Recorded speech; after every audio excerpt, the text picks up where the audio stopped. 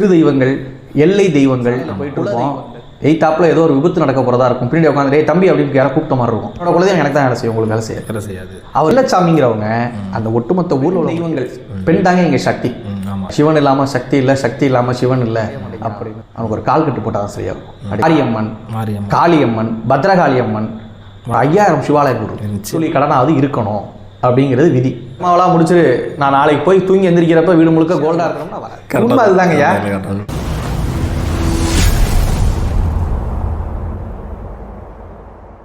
தெய்வ வழிபாட்டில் வந்து பெருந்தெய்வங்கள் இருக்கு, சிறு தெய்வ வழிபாடு இருக்கு. ஆமாங்க ஐயா, ரொம்ப முக்கியம். சிறு தெய்வ வழிபாடு, குலதெய்வ வழிபாடு நிறைய இருக்கு, பிரித்து வச்சிருக்காங்க. சிறு தெய்வங்கள் குலதெய்வங்கள் ஒன்று தானா, இல்லை குலதெய்வ வழிபாடு முக்கியமா? ஐயா, அருமையான கேள்வி, ரொம்ப அருமையான கேள்வி. இங்கே இந்த சிறு தெய்வங்கள், எல்லை தெய்வங்கள், குல தெய்வங்கள் அப்படிங்கிறது என்னன்னா, இப்போ நம்ம உட்காந்து பேசிகிட்டு இருக்கோம், நம்மள்டேருந்து ஒரு 3 கிலோமீட்டரில் வால்முனீஸ்வரன் இருக்காரு. இவர் இந்த மன்னார்குடி சரௌண்டுக்கான எல்லை தெய்வங்கய்யா. சரி, என்ன அவர் அந்த மன்னார்குடி சுற்றி உள்ள அந்த ரோட்டு வழியாக போகக்கூடிய அனைவரையும் பாதுகாக்கக்கூடியவர். நிச்சயமா. திடீர்னு நம்ம அந்த சாலையில் போயிட்டு இருப்போம், எய்த்தாப்புல ஏதோ ஒரு விபத்து நடக்க போகிறதா இருக்கும். பின்னாடி உட்காந்து தம்பி அப்படின்னு யாரை கூப்பிட்ட மாதிரி இருக்கும். அது யாருன்னு பார்த்தீங்கன்னா, ஒன்று அந்த எல்லை தெய்வமாக இருப்பாங்க, அப்படி இல்லைன்னா உங்களுடைய குலதெய்வமாக இருப்பாங்க. நிச்சயமா. குலதெய்வம் யாருக்கு வேலை செய்யும்?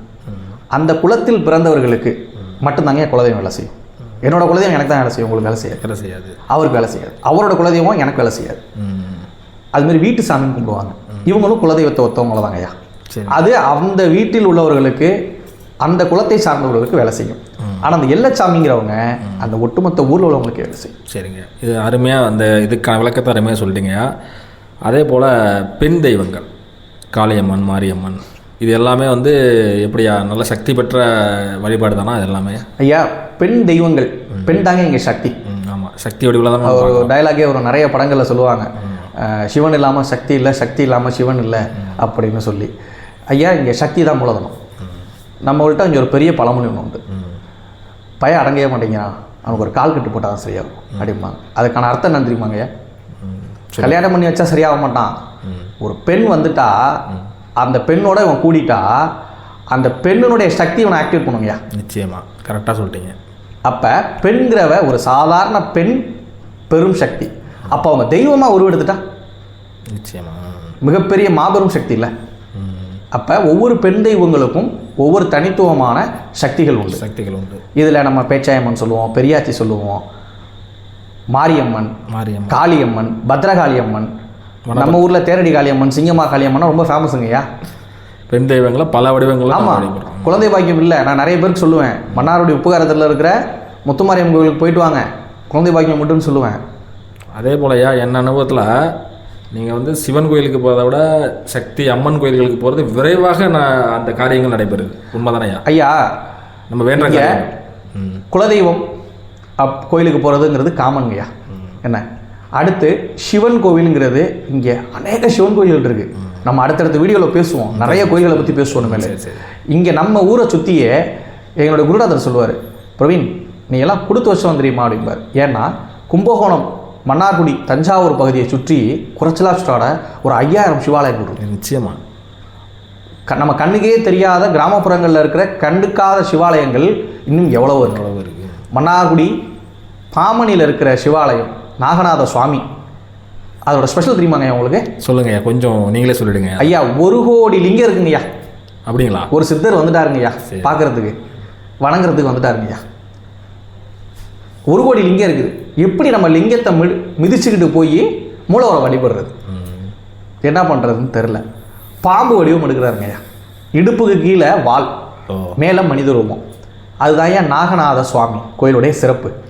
பாம்பணி, பாம்போடைய வாளை காலாக கொண்டு போய் சிவபெருமானை வணங்கிட்டு வந்தார், அதனால பாம்பணின்னு பேர் வந்துச்சுங்கய்யா. இப்போ இந்த சிவாலயங்களுக்கும் பெண் தெய்வ வழிபாடுகளுக்கும் உள்ள வித்தியாசம் சொல்கிறேங்கய்யா. அதை மட்டும் சிவாலயங்கள் அநேக சிவாலயங்கள் இருக்குது. ஒவ்வொரு சிவாலயத்திற்கும் ஒவ்வொரு தனித்துவம் உண்டு. எங்கள் சொல்லுவார், சார் நான் எவ்வளவோ கோயில் போயிட்டேன் சார், எனக்கு இந்த குழந்தை பாக்கியம் கிடைக்கவே இல்லை சார், எவ்வளவோ கோயில் போயிட்டேன் சார், இந்த கடன் பிரச்சனை தீரவே இல்லை சார். இவங்கெல்லாம் எங்கே தெரியுமா போயிருப்பாங்க? காமனாக சொல்லியிருப்பாங்க ஒரு யூடியூப் சேனலில், இல்லை வெளியில் சொல்லுவாங்க. பொதுவாக உள்ள கோயில்கள் எல்லாருக்கும் வேலை செய்யாது. உன்னுடைய ஜாதக அமைப்புக்கு, உன்னுடைய கிரக அமைப்புக்கு எந்த கோயில் உனக்கானதோ அது இங்கேருந்து 1500 கிலோமீட்டர் தாண்டி இருந்தாலும் போய் அங்கே ஒரு முறை போய் வழிபட்டு வா. நிச்சயமா உன்னுடைய தேவை என்னவோ அதை பூர்த்தி செய்வதற்கான ஒரு படி மேலே இருப்பேன். நிச்சயமா இதுதாங்க நான் சொல்லுவேன். பெண் தெய்வங்கள் அப்படின்னு பார்க்கும்போது நான் பெரும்பாலும் திருமணம் ஆகலை அப்படின்னு சொல்கிறவங்களுக்கும் சரி, குழந்தை பாக்கியத்திற்காக வரவங்களுக்கும் சரி, நான் சொல்கிறதுல அதிக கோவில்கள் பெண் தெய்வ வழிபாடுகளாக தாங்க இருக்கும். நிச்சயமா. அதே போல் நம்ம வேண்டுதலும் விரைவாக நிறைவேறுதுன்னு நான் நினைக்கிறேன் என்னோட தனிப்பட்ட முறையில். இல்லைங்கய்யா, நம்ம அப்பா கிட்ட போய் பேசுறதுக்கு அம்மாட்ட பேசுறதுக்கு ஒரு வித்தியாசம் தெரியுமா? அதுதான். அப்பா கிட்ட பேசுகிறப்ப, அப்பா எனக்கு ஏதாவது வாங்கி கொடுங்கப்பா, அம்மா எனக்கு அது வேணும் வாங்கி கொடுங்க அப்படின்னு ஒரு உரிமையோட போய் கேட்போம். இது அந்த பெண் தெய்வத்திட்ட இருக்கும். நிச்சயமா. அப்பா போய் வாடாப்படான்னு சொல்ல மாட்டோம். அதே அங்கே போய் அம்மா தாயே எனக்கு ஏதாவது பார்த்து குடுறி அப்படின்னு ஒரு உரிமையோட கேட்குறோம்ல. அவளை வாடி பொடின்னு கூப்பிடுறது வந்து எல்லாரும் சொல்லுவாங்க, என்ன தெய்வங்களை வந்து வாடி, அது ஒரு மிகப்பெரிய உரிமை. ஒரு மாதம் சிவன் கோயிலுக்கு நடையாக நடந்து ஒரு வேண்டுதல் நடக்கிறது, நீங்கள் ஒரு 5 நாள் 10 நாள் அம்மன் கோயிலில் போய் சாமி கும்பிட்டீங்கன்னா அந்த மாற்றங்கள் நடக்குதுங்கிறது உண்மையாக இருக்குது. இல்லைங்க, அது ஒவ்வொருத்தருடைய தனிப்பட்ட ஆன்மீக பயணங்கய்யா. சரி சரி சரி. அப்போ சிவன் கோயிலுக்கு போனால் 1 மாதம் ஆகும் அப்படிங்கிறது கிடையாது. எந்த கோயில் போனால் இவர்களுக்கு நிவர்த்தி கிடைக்குமோ அந்த கோயில் நம்ம அந்த கோயிலா? சரி, ஓகே ஓகே ஓகே. ஐயா இப்போ உங்களுக்கு கடன் இருக்கா? இருக்கு ஐயா. உங்களுக்கு? எனக்கு நிறையவே இருக்கு. எல்லாருக்கும் இருக்கு. இந்த உலகத்தில் பிறந்த எல்லாருக்கும் ₹1 கடன் இருக்கும். உலக பணக்காரங்க எலான் மஸ்க்கு கடன் இருக்கும், அம்பானிக்கு கடன் இருக்கும். ஆனால் அவங்க அந்த கோயிலுக்குலாம் போகாமல் இருப்பாங்கன்னு நினைக்கிறீங்களா? நிச்சயமாக போவோம். அம்பானிக்கு தெரியாத மந்திர வித்தைகளே கிடையாது. உண்மையா பொய்யா? கண்டிப்பாக தெரிஞ்சு வச்சிருப்பாரு, எல்லாமே தெரிஞ்சிருக்கும். அப்போ ஏன் அவர் அந்த கோயில் போகாமல் இருப்பார்? அந்த கோயில் போனாலும் அவர்களுடைய கிரக அமைப்புப்படி அவருக்கு ஒரு துளி கடனாவது இருக்கணும் அப்படிங்கிறது விதி. அப்போ இருக்கும். நிச்சயமா. இது எல்லாமே எழுதப்பட்ட விதிப்படி தான் நடக்குது மனிதனுக்கு. ஆமாங்க ஐயா. இப்போ ஐயா கர்மா, இந்த கர்மாவை குறைக்கிறதுக்கு நம்ம கோயிலுக்கு போகிறோம், பரிகாரம் பண்ணுறோம். போய் உட்காந்த உடனே அப்பா அவனை பார்த்துட்டேன் கர்மாவெல்லாம் முடிச்சுட்டு நான் நாளைக்கு போய் தூங்கி எந்திரிக்கிறப்ப வீடு முழுக்க கோல்டாக இருக்கிறோம்னா வராது. போனால் அந்த கர்மா ஒரு 10% குறையும். திரும்ப போகிறோம் ஒரு 10% குறையும். திரும்ப போகிறோம் 10% குறையும். இங்கே கோயிலுக்கு போயிட்டு இங்கே ஒருத்தனுக்கு நம்ம குழி பறிச்சுட்டு இருந்தோம்னு வச்சுங்க, நடக்காது. ப்ளஸ் 20% கர்மா ஏறிடும். விஷயம் அதுதான், உண்மை அதுதாங்க ஐயா. நீங்கள் நிறைய பேர் என்ன பண்ணுறாங்க, நீங்கள் இன்னும் சிம்பிளாக சொல்லிடுறேன், மிகப்பெரிய அரசியல்வாதிகள், அரசியல் பெரும் தலைவர்கள் எல்லாரும் கோயிலுக்கே போக மாட்டாங்க. ஆமாம். ஆனால் அவங்க வீட்டுக்காரம்மாவை பார்த்துருக்கீங்களா? ரொம்ப பக்தியாக இருப்பாங்க. நம்ம சொல்ல வேண்டாம், பக்தியாக இருப்பாங்க. ஆமாம், நம்ம யாரெல்லாம் குறிப்பிட வேண்டாம். ஆனால் பொதுவாகவே எடுத்துக்கங்க, அரசியல் தலைவர்கள் அனைவருமே இங்கே வந்து கடவுள் இல்லை, அது இல்லை, அவங்க இவங்கன்னு பேசுவாங்க. ஆனால் அவங்க வீட்டுக்காரம்மாவை பார்த்தீங்கன்னா கோயிலுக்குள்ளே சுற்றிட்டு இருப்பாங்க. இங்கே ஒரு செய்கிற தப்புக்கெல்லாம், கர்ம பலனுக்கெல்லாம் அங்கே போய் அவங்க பரிகாரத்தை செஞ்சுக்கிட்டே இருக்கிறாங்க. கரெக்டாக சொல்லிட்டீங்க. மன்னார்குடியின் சிறந்த டாரூட் ஆரூட பிரசன்னர், ஆன்மீக பயிற்சியாளர் மற்றும் பிரவீன்குமார் ஐயாவை சந்திக்கிறோம்.